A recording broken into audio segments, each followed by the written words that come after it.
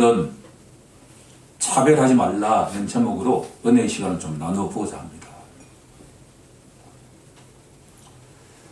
우리 어릴 때 여동생과 누님과 함께 재미있게 본 드라마가 있었는데 타잔이라고 하는 것입니다. 아마 같은 또래 분들은 벌써 웃음을 짓고 계시는 것 같은데 거기 드라마를 보면 항상 악당이 등장하죠. 이 흑인들을 이렇게 못살게 구는 것과 같은 악당들이 등장하는데 제일 마지막에는 정의의 사도인 타잔이 나타나서 그 악당 물리치는 것과 같은 내용이에요. 그런데 지금 기억에 또렷이 남아있는 그 악당이 어느 날 늪에 빠지게 됩니다. 아프리카의 늪에 빠지게 되면 그 누구라도 이게 움직이면 움직일수록 점점 빠져들어가는 것과 같은 속성을 갖고 있지 않습니까? 살려달라고 이야기하죠. 그런데 아프리카 원주민들은 평소에 그렇게도 나쁜 짓을 한 악당이기 때문에 누구도 손을 대지 않습니다. 그런데 정의의 사도인 이 타잔이 나타나서 줄을 던져서 그 악당을 구해주는 것과 같은 내용이 있었습니다.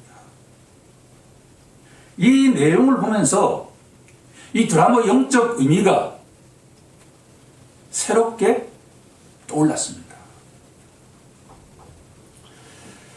우리가 예수 믿기 이전에 우리가 어떤 상대인가를 보면 늪에 빠져서 허우적거리는 그 악당과 같은 존재였다라고 하는 것을 알 수가 있다라고 하는 겁니다. 늪에 빠진 인간이 할 수 있는 것은 아무것도 없습니다. 너무나 연약한 존재입니다.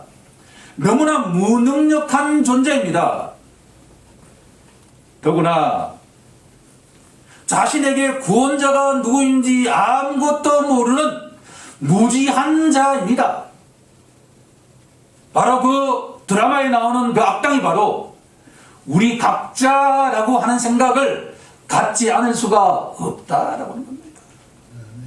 전에는 우리가 죄의 늪이라고 하는 그것에 빠져서 우리가 왜 이 늪에 빠지는지를 알지 못하는 무지한 자였고 자기 힘과 자기 부와 자기와 근세를 가지고서 이 세상을 호령했지만 죄의 늪에 빠진 자에게는 아무것도 할 수 없는 무력한 자라고 하는 것을 고백하지 않을 수가 없다라고 하는 겁니다.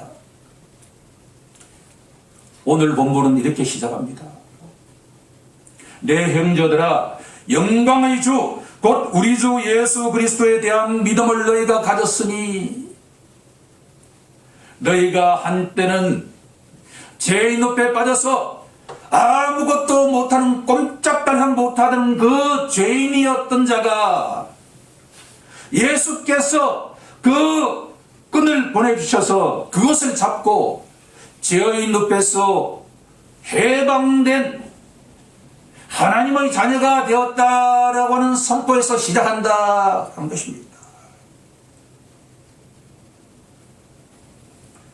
야고보서 2장은 행함이 없는 믿음은 죽은 것이다 라는 말씀으로 가장 유명한 장입니다. 그런데 우리가 기억해야만 하는 것은 행함이 있기 이전에 믿음이 있다라고 하는 것이고 믿음이 있기 이전에 하나님의 은혜, 긍휼, 자비가 있었다라고 하는 것을 기억할 필요가 있다라고 하는 겁니다. 만약 우리가 이 순서를 거꾸로 하는 순간에 죄의 늪에 점점 빠져들어가는 자가 된다라고 하는 것을 기억해야만 합니다. 우리가 믿음을 갖게 된 것은 하나님의 전적인 은혜입니다. 은혜가 있고 난 뒤에 예수를 믿는 자가 되었다라고 하는 겁니다. 이전에 아무리 악한 짓을 저질렀다 하더라도 예수를 믿는 자에게는 그 모든 허물과 죄가 십자가 위에서 예수님께서 다 대신 지셨기 때문에 제 사함의 은혜가 임한다라고 하는 겁니다.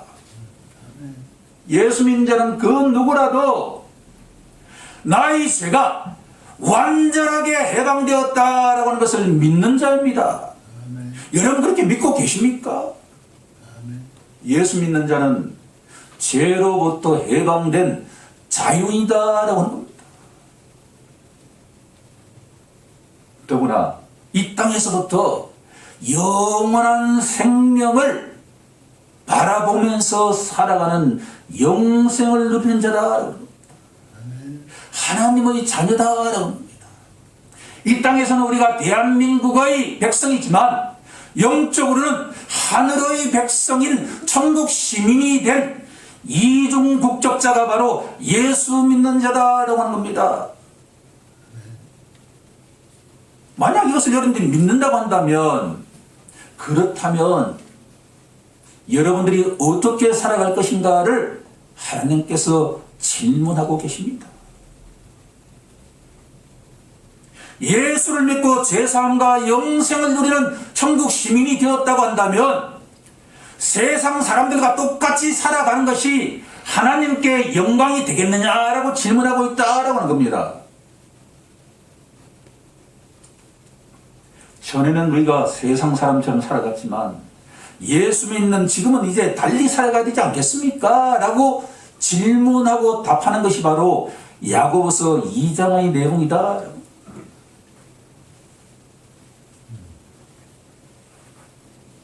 우리가 행해서 구원받는 게 아니라 구원받았기 때문에 이제 어떻게 살아갈 거냐를 질문하는 게 바로 야고보서 2장의 핵심 질문이다라고 하는 겁니다. 오늘 제가 담대하게 선포하고자 하는 것은 우리가 행함이라고 하는 것이 구제와 봉사가 행함이라고 생각하지만 성경 내용에 나와 있는 내용은 그것보다도 더욱더 근본적으로 중요한 것이 있는데 그것은 바로 우리 마음의 태도다라고 합니다.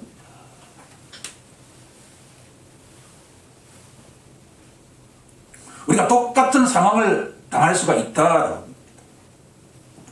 말로는 우리가 친절하게 대하는데도 우리의 눈빛이 만약에 상대방을 차별하고 있다고 한다면 예수 믿는 자의 행동이 과연 맞을까라고 하나님이 질문하고 계신다라고 합니다. 따라서 예수 믿고 구원받은 자에게 가장 중요한 것은 구제와 봉사가 아니라 바로 마음의 태도다라고 하는 것이 오늘의 결론이다라고 합니다. 너희가 예수 믿는 하나님의 자녀라면 사람을 차별하지 말라는 말씀이 여기에 나와 있는 내용입니다. 결론부터 말씀드린다고 한다면 우리가 예수 믿고 난 뒤에 구제와 봉사하려고 하지 말고 이 마음속의 태도부터 바꿔야 한다고 하는 것이 하나님 아버지가 우리에게 주시는 메시지입니다. 뉴욕에서 어떤 크리스천 단체가 조사를 해보았습니다. 어떤 사람이 제가 지갑을 잊어버려서 지금 공항에 갈 수 있는 차비가 없는데 좀 빌려주십시오 라고 하는 이야기를 하면서 어떤 옷을 입고 있는가에 따라서 그 받을 수 있는 돈이 달라진다라고 하는 것을 알게 되었다라고 하는 겁니다. 사람들은 무엇을 보느냐 그러면 외모를 본다라고 합니다. 어떤 옷을 입고 있는가에 따라서 사람들이 반응이 달라진다. 예컨대 정장을 입고 난 뒤에 코트를 입은 사람의 경우에도 유행하는 색깔이 베이지 색깔이라고 한다면 베이지 색깔의 코트를 입은 사람이 블랙 코트를 입은 사람보다도 2배, 3배의 차비를 받았다라고 하는 것을 알게 되었다라고 하는 겁니다. 이것이 세상의 이야기라면 교회는 어떨까요? 교회 성도들은 예수를 믿고 있는 교회 성도들은 과연 뉴욕 거리에서 반응한 사람과 다르게 반응할까라고 질문한다면 사도 야고보는 우리에게 절대 그렇지 않다라고 우리에게 답하고 있습니다. 본문 2절에 보면 아름다운 옷이라고 하는 단어가 나오고, 두 번째는 남루한 옷을 입은 가난한 사람이라고 하는 두 사람이 나옵니다.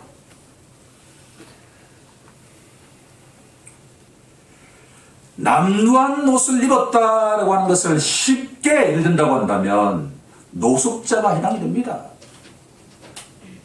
과연 어떤 교회에 좌석은 한정되어 있기에 한 좌석이 남았다라고 생각해 본다면 화려한 옷을 입고 있는 한 사람과 노숙자처럼 남루한 옷을 입고 있는 한 사람이 교회에 들어왔을 때 교회 좌석을 안내하는 사람이 누구에게 눈을 관심을 보일까라고 질문한다면 이 교회에서는 노숙자와 같은 사람에게는 저리 가서 서 있든가 아니면 바닥에 앉아서 예배를 드리라고 안내하는 대신에 화려한 옷을 입은 그 사람에게는 비어있는 그 자리에 정중하게 안내하고 있는 것이 당시 교회의 현실이라고 사도 야고보를 통해서 하나님께서 우리에게 알려주고 계신다라고 하는 겁니다.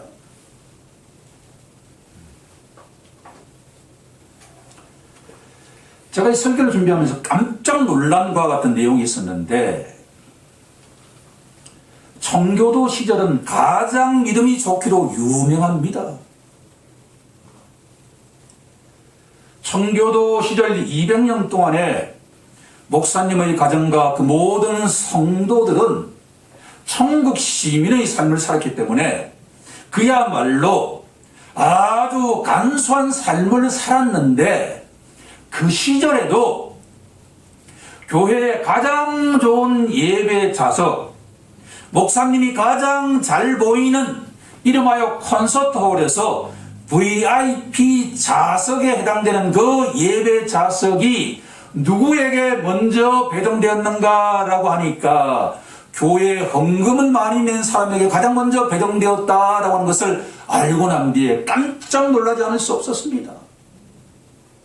그렇게도 존경받는 청교도 시절의 교회에서 교회 헌금이 가장 많이 내는 사람에게 가장 좋은 좌석이 배정되었다라고 하는 것을 알고 난 뒤에 하나님의 말씀은 1600년이 지난 그 당시에도 전혀 성취되지 않고 있다라고 하는 것을 보고 난 뒤에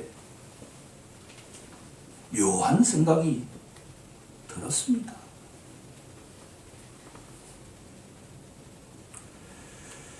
오늘 첫 번째 갈로의 정답은 경제입니다. 사람을 차별하여 대하지 말라는 말씀의 첫 번째 내용은 경제력의 수준에 따라서 성도를 차별하여 대하는 것은 죄를 짓는 것이다 라고 말하고 있습니다. 우리 다 함께 본문 9절을 한번 합독해 보도록 하겠습니다. 시작. 만일 너희가 사람을 차별하여 대하면 죄를 짓는 것이니 율법이 너희를 범법자로 정죄하리라. 그렇게도 믿음이 좋았던 그 청교도 시절에 경제력의 규모에 따라서 차별 대우한 그 행위는 하나님 보시기에 죄를 짓는 것이다 라고 성경은 말하고 있다라고 하는 겁니다. 이렇게 본다면 우리가 하나님 앞에 갔을 때 아무개야 너 왜 그럴 때 차별했느냐라고 질문하게 될 것입니다. 그럴 때 아버지 제가 몰랐습니다. 너는 그때 죄를 짓는 것이다 라고 하는 이 말씀에 우리가 기억하고 주님 앞에 우리가 의도하지 않고 짓는 죄를 주님께서 용서해 달라고 기도하는 우리 모두가 되어야 할 것입니다. 예수님께서는 하늘 보좌 버리고 이 땅에 오신 예수님께서는 직접 이 세상에서 가장 가난한 가정에서 태어나시고 정결 예식을 드릴 때 모든 유대인들이 양과 염소를 잡아서 정결 예식을 드리는 데 비해서 너무나 가난하셔서 산비둘기 2마리로 정결 예식을 드린 장본인이 바로 우리가 믿고 의지하는 예수 그리스도다라고 하는 것을 기억하는 우리 모두가 되길 간절히 소망합니다. 차별하는 것은 죄를 짓는 것이다 라는 이 말씀에 우리 모두 마음판 깊이 새기는 시간이 되길 간절히 소망합니다. 두 번째로, 사람을 차별하여 대하지 말라는 말씀의 두 번째 내용은 사회적으로 차별하지 말라는 말씀입니다. 두 번째 갈로의 정답은 사회입니다.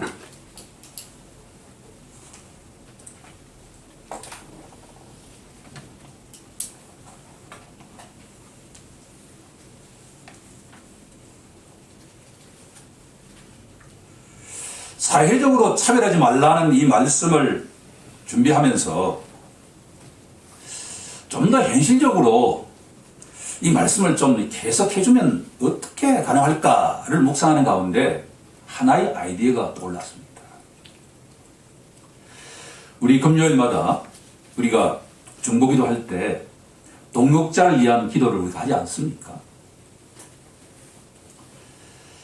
복음서를 우리가 보게 되면 마가복음을 보니까 예수님께서 병든 자를 치료하고 귀신 들린 자를 쫓아주었다라고 하는 소문이 나니까 사방에서 수많은 사람이 예수님의 말씀을 듣기 위해서 꽉꽉 들었을 자리가 없었다라고 하는 말씀을 묵상하는 가운데 우리 덕성교회에도 수많은 사람들이 예수님의 말씀을 듣기 위해서 저 밑에까지 줄을 서는 것과 같은 것을 한번 소망해 보았습니다.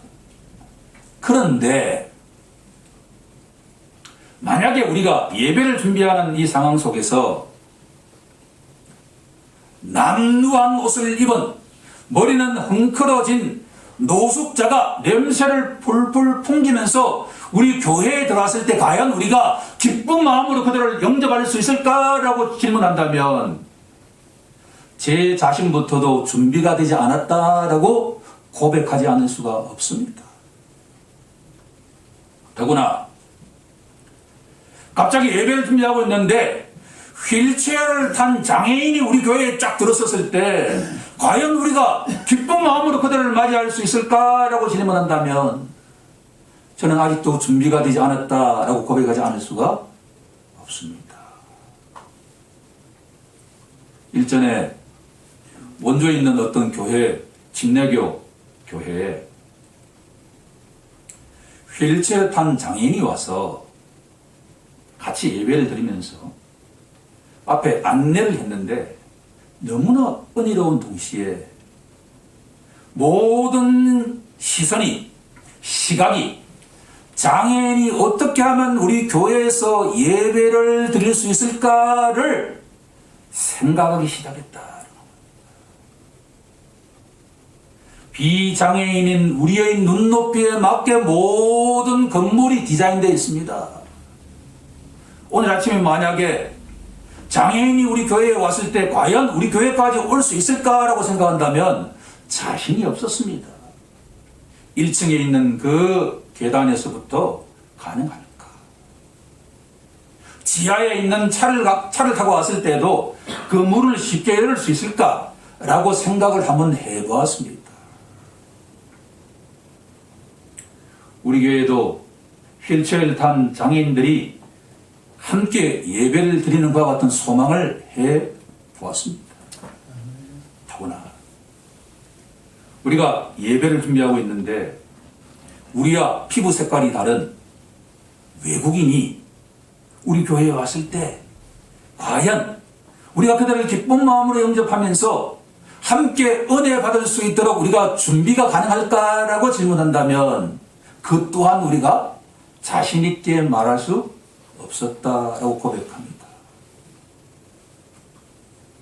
마지막으로 탈북민이 우리 교회에 왔을 때 우리가 그들의 아픔을 이해하면서 그들을 진정으로 영접할 수 있는 것과 같은 마음의 상태가 되었을까라고 고백한다면 사실 자신 있게 말하기가 어려울 수 있다라고 하는 겁니다. 제가 왜 이 말씀을 드리는가 하면 우리 교회는 우리가 의도하지 않게 고학력자들이 모인 곳이고 중산층이 모인 곳입니다. 경제적으로도 사회적으로도 그다지 소외받은 계층에 있지 않다라는 말씀입니다. 그러다 보면 우리의 시야가 점점 좁아진다라고 하는 겁니다. 이렇게 예배 드리는 것이 당연하다고 생각할 수가 있다라고 하는 겁니다. 저 또한 무질서한 것을 좋지 않게 보는 경향이 있고 깔끔한 것을 좋아하는 성향이 있다 보니까 과연 노숙자가 우리 교회에 왔을 때 내가 진정으로 목자의 마음으로 그들을 껴안을 수 있을까라고 질문한다면 자신 있게 영접하기 어렵다라고 하는 것이 우리의 현실이 아니냐라고 진단한다면 우리가 동역자를 위한 기도를 할 때 가장 중요한 것은 무엇입니까? 기도하는 것도 중요하지만 우리의 마음의 상태가 경제적으로 차별하지 않는 마음, 사회적으로 고립된 자들에게 흔쾌하게 그들을 영접하는 마음이 필요한 것이 아닌가라는 생각을 하지 않을 수가 없었다라고 합니다. 오늘 휴티를 아침 하면서 놀라운 또 사실 하나 발견했습니다. 유대인들에게 가장 존경받는 사람 가운데 한 그룹이 서기관들인데 그들은 어린 시절부터 구약 성경의 모든 율법들을 외우고 암송하고 그리고 연구하고 가르치는 것과 같은 율법 교사들입니다. 그런데 사람들로부터는 그렇게 존경을 받는 율법 교사가 주님이 보시기에 허점투성이다라고 하는 것을 말씀하고 있는데 6가지로 지적하고 있는데 그 가운데 하나가 뭔고 하니 과부의 재산을 강취한다라는 대목이 있었습니다. 율법 교사들이 어떤 과정을 거쳐서 사회적인 가장 약자인 과부들의 재산을 갈취했는지는 우리가 알 수 없지만 이 세상에서 가장 약자인 과부와 고아를 보살피라라는 율법 말씀을 너무나도 잘 알고 있는 율법 교사인 서기관들이 하나님 보시기에 그 재산을 갈취해 간다라고 하는 것을 볼 때 그 교사는 본인이 의도했던 의도하지 않았던 사회적으로 차별하고 있다라고 하는 것을 알 수가 있다는 겁니다. 우리 모두 주님께 이렇게 기도해야 할 줄로 믿습니다. 하나님, 우리가 사회적 약자에게 따뜻한 마음과 시선을 가지는 예수 믿는 자가 되게 해달라고 말입니다. 세 번째 내용은 예수 믿는 자는 그 누구라도 정치적으로 차별하지 말아야 합니다.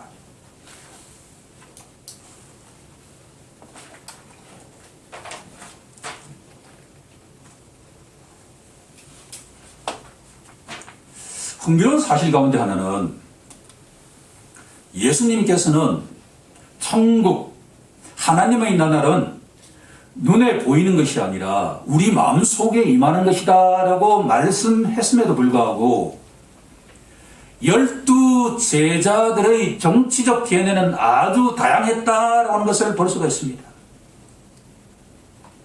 극단적으로 무장투쟁을 통해서 로마의 압제로부터 해방되어야 된다라고 하는 정치적 견해를 가진 열심당도 있었다라고 합니다. 심지어 시몬 베드로의 경우에도 사람들이 예수님을 잡으러 왔을 때 그 말코라고 하는 사람의 오른쪽 귀를 칼로 쳐서 떨어뜨릴 정도로 심장 속에 무기를 품고 다닐 정도였다라는 것을 알 수가 있습니다. 다른 한편으로 본다 그러면 정반대로 AD 70년에 티투스 장군, 나중에 황제가 되는데, 이 사람에 의해서 예루살렘이 완전하게 초토화될 때 예수 믿는 유대인들은 완전하게 빠져서 피난을 갔다는. 왜냐하면 우리가 믿고 의지하는 천국이라고 하는 것은 무장투쟁을 통해서 해결될 수 있는 그와 같은 나라가 아니다라고 하는 것을 확신했기 때문에 동족들의 그 비난을 받아가면서도 그 전투에서 빠졌던 그룹이 바로 예수 믿는 자들이었다라고 하는 겁니다.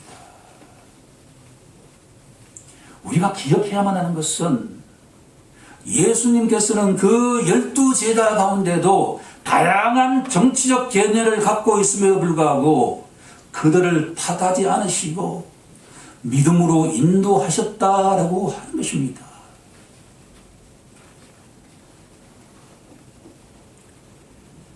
며칠 전에 우리나라에 열병과 같은 대통령 선거가 끝났습니다. 저는 개신교 정치인에 입각해서 교회에서 정치적인 이야기가 서로 거론되는 순간에 성령님께서 하나 되게 하는 그 조화를 깨트리는 것이다 라고 하는 것을 철저하게 믿는 사람 가운데 하나입니다. 만약에 우리 교회가 아주 부흥되어서 우리 교회에서 정치가들이 나온다 하더라도 저는 절대로 그 사람에게 앞에 나와서 특정 당을 선거하는 것과 같은 기회를 절대로 주어서는 안 된다라고 하는 것을 믿고 고백하는 목회자 가운데 한 사람입니다.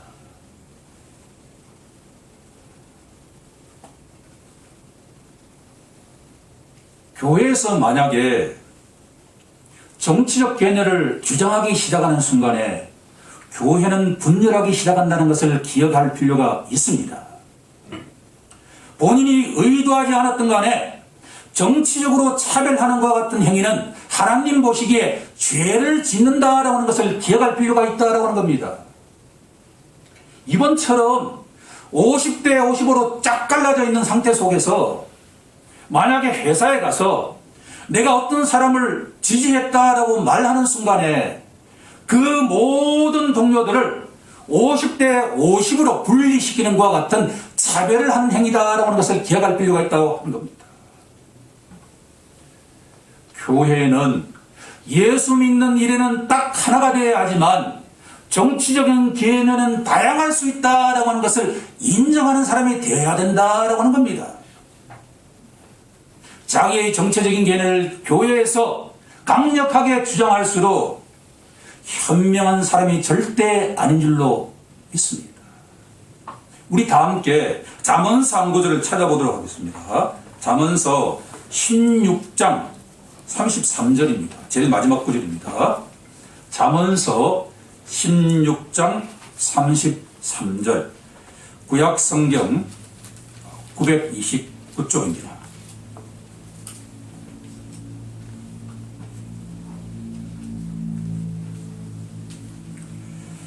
자, 찾으셨으면 같이 합독해 보도록 하겠습니다. 시작.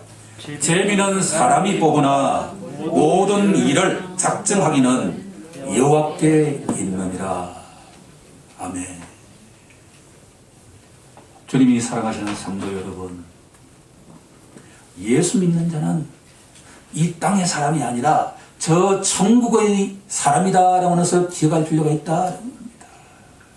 심지어 한 반의 반장을 뽑을 때도 누가 결정하시느냐 하면 하나님이 결정하신다라고 성경은 말하고 있다라고 합니다.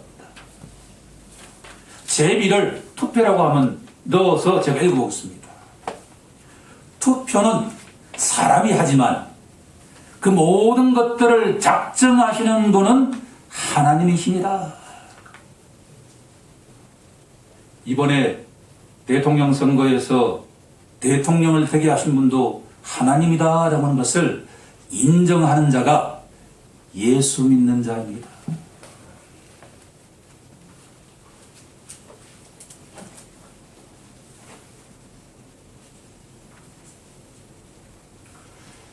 성경에서 한 가지 놀라운 또 구절 하나 제가 소개해 주고자 합니다.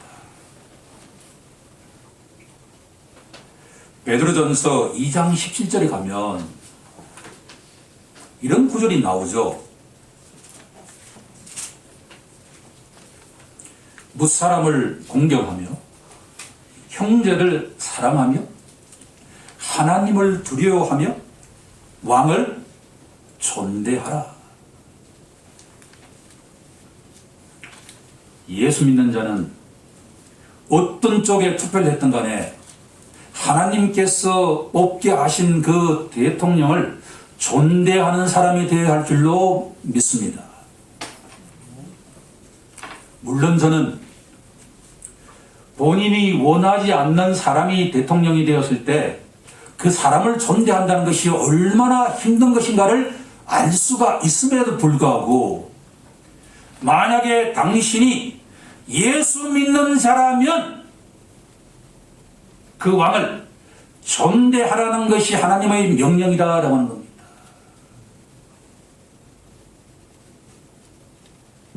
사람은 이 속에 얼마나 깊은 죄가 있는지 본인이 싫어하는 사람은 인정하지 않는 것이 사람의 본성이죠. 호칭도 안 붙입니다. 그런데 제가 저를 포함한 우리 모든 분들에게 주님의 말씀으로 권면합니다. 제가 원하는 사람이든 원하지 않았던 사람이든 하나님께서 뽑히게 하신 그 대통령에게 존칭을 사용하는 것이 예수 믿는 자의 지표다라고 하는 겁니다. 만약 그렇게 하지 않는다고 한다면 하나님 보시기에 죄를 짓는다라고 하는 것이 사도 야고보를 통해서 우리에게 주신 말씀입니다. 우리에게 남아있는 것은 하나님 말씀에 순종하여 칭찬받을 것인가? 그렇지 않으면 하나님 말씀에 거역해서 죄를 계속 쌓아갈 것인가의 결정만 남아있다라고 하는 겁니다.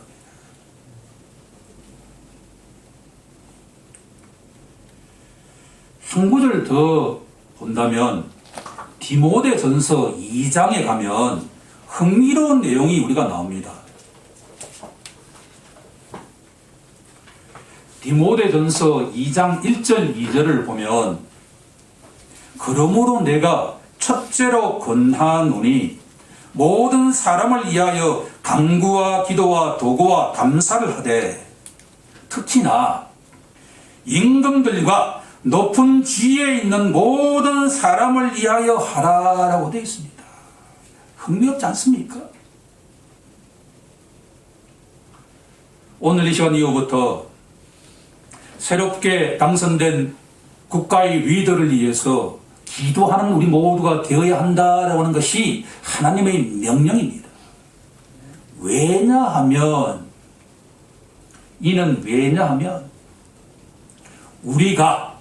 우리 각자가 모든 경건과 단정함으로 고요하고 평안한 생활을 하려 함이라. 아멘. 사도 바울은 우리에게 이렇게 고백하고 있습니다. 제가 한때 예수님을 비방하고 박해하고 폭행했는데 그 이유는 바로 내가 예수가 하나님의 아들이다 하는 것을 몰랐기 때문이다 라고 하는 겁니다. 제가 분명하게 오늘 선포했습니다. 하나님께서는 본인이 원하는 사람이든 원하지 않는 사람이든 국가의 리더가 뽑히고 난 뒤에는 그리스도인이라고 한다면 그분을 위해서 날마다 기도하는 신자가 되어야 할 것입니다. 그 이유는 우리 각자의 평안한 삶을 살기 위해서입니다. 우리 모두 그렇게 되길 간절히 소망합니다. 말씀을 정리해 보고자 합니다. 사도 야고보는 우리에게 예수를 믿는 기독교 신자라고 한다면 행함이 있어야 하는데, 구제와 봉사가 있어야 하는데, 그 이전에 더욱더 중요한 것은 바로 마음의 태도다라고 합니다. 우리의 눈빛이다라고 합니다. 사람을 차별하지 않는 우리 모두가 되길 간절히 소망합니다. 부자에게만 눈을 주는 사람이 되지 않기를 원합니다. 사회적인 약자에게도 예수님처럼 따뜻한 시선을 전하는 자가 되길 소망합니다. 우리가 분명하게 명심해야 될 것은 모든 교회 속에는 다양한 정치적 견해를 가진 사람이 있다라고 하는 것을 인정하고서 교회에서는 절대로 정치적 발언을 하지 않는 자가 되는 것이 바로 하나님 마음에 합한 자가 된다라고 하는 것을 기억하는 우리 모두가 되길 우리 주 예수 그리스도의 이름으로 간절히 축원하옵나이다. 아멘.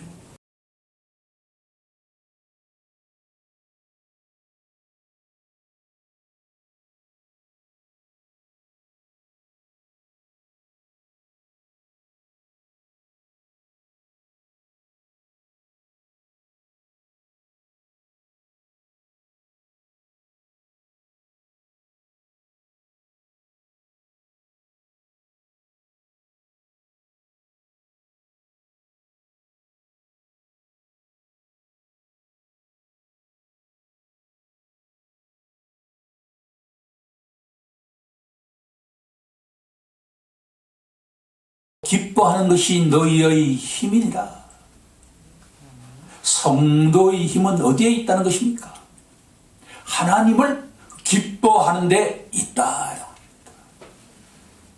우리가 날마다 항상 하나님을 기뻐하면서 이 험한 세상을 힘차게 이겨나가는 기독교 신자가 되길 우리 주 예수 그리스도 이름으로 간절히 축원하옵나이다. 아멘.